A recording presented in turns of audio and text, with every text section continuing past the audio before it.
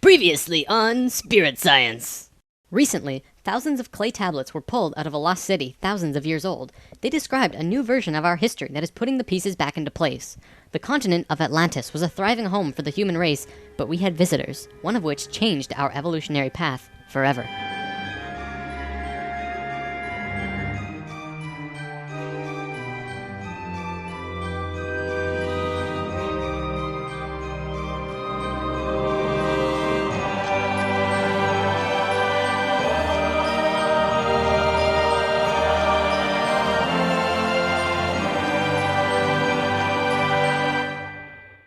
Something I should have mentioned last time, Thoth's father Thome was one of the Nacals who set up Atlantis on the island of Udal. That island, the top of the Tree of Life, was the brain of Atlantis, and on it was a small city called Poseidon.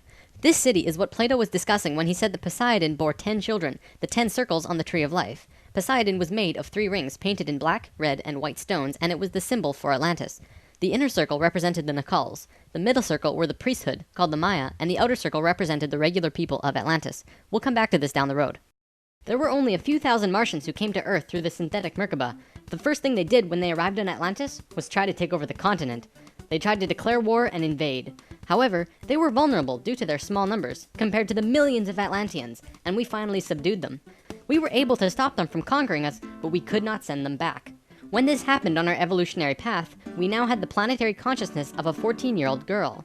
The Martians were an incredibly male species, and also very old. So what you had was a 14-year-old girl being taken over by a 60 or 70-year-old man. We had no choice in the matter. The Martians just stepped in and said, like it or not, we're here. They didn't care what we thought or felt about it. Really, it was no different from what the settlers of North America did to the Native Americans. Once the initial conflict was over, it was agreed that the Martians would try and understand this female thing they lacked. This emotional feeling, which they had none of at all. Things more or less settled for a while, but the Martians slowly began to implement their left-brain technologies, which the Atlanteans knew nothing about.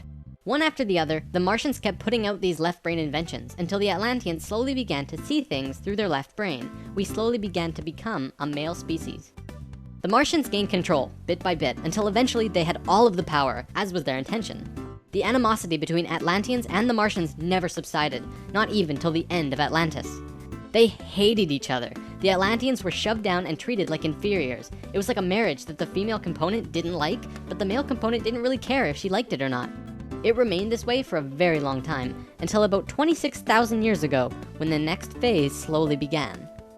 Before we continue, we have to talk about polar shifts. See, in the 1930s, Edgar Cayce was channeling information for a geologist when he stopped and he said, "There's something you should know. In the near future, the Earth's poles are going to shift." Cayce was a brilliant man with a very strong connection to higher dimensions, where he communicated with other beings for the human race. Ultimately, it was because of his channelings that the belief system called New Age was created. This is again just putting what he was doing into boxes of understanding, because no one else understood what he was doing at that time. Nevertheless, when Cayce talked, people listened.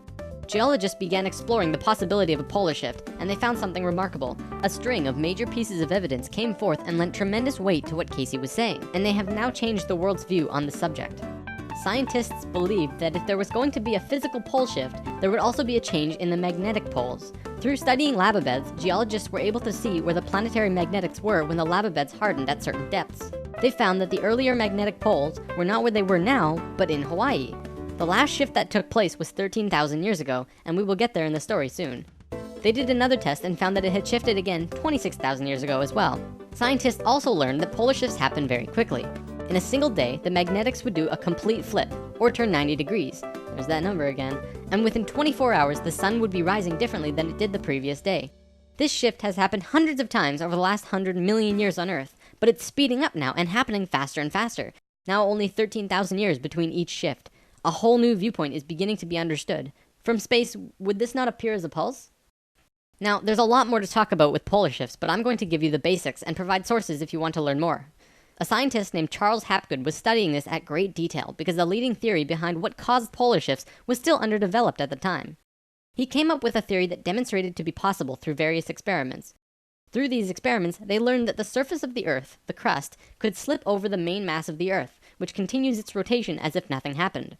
The crust would rotate and spin out of control until eventually it settles again in a new location aligned with the new magnetics. During this time, there are massive earthquakes and tsunamis and devastations that rock the world. Doesn't that sound a bit like the destruction described in the Book of Revelations? Now, I don't want to freak anyone out. Besides Edgar Cayce's account, many other ancient prophecies, including Nostradamus and Mayan prophecies, have talked about polar shifts in one way or another. And modern science is becoming increasingly aware that there is going to be a polar shift in our near future, which is lining up with our consciousness shift, though they don't take that aspect into account. It's funny actually, a while back, Nova did 2 reports on polar shifts, and both times NASA shut them down. Then recently, Nova released a new video, which I showed you a little bit of last time, called Earth's Magnetic Storm. That video shows all of the evidence for pole shifts without actually using the words pole shift. It's almost as if a specific company doesn't want us knowing about this and the evidence that's been brought forth. Polar shifts are directly related to the magnetics of the planet as well. Planetary magnetics are supposed to look like this, but the reality is much different. Our magnetics have been weakening over the last 500 years or so, and today, they look a little more like this. It was the magnetics becoming more and more warped that's causing many of the problems we've seen in the last 20 years. Birds follow the magnetics of the planet to migrate, and they've been ending up in places they shouldn't be. Whales were continually beaching themselves in the 90s because they followed these magnetics, which led them to land where there should have been water.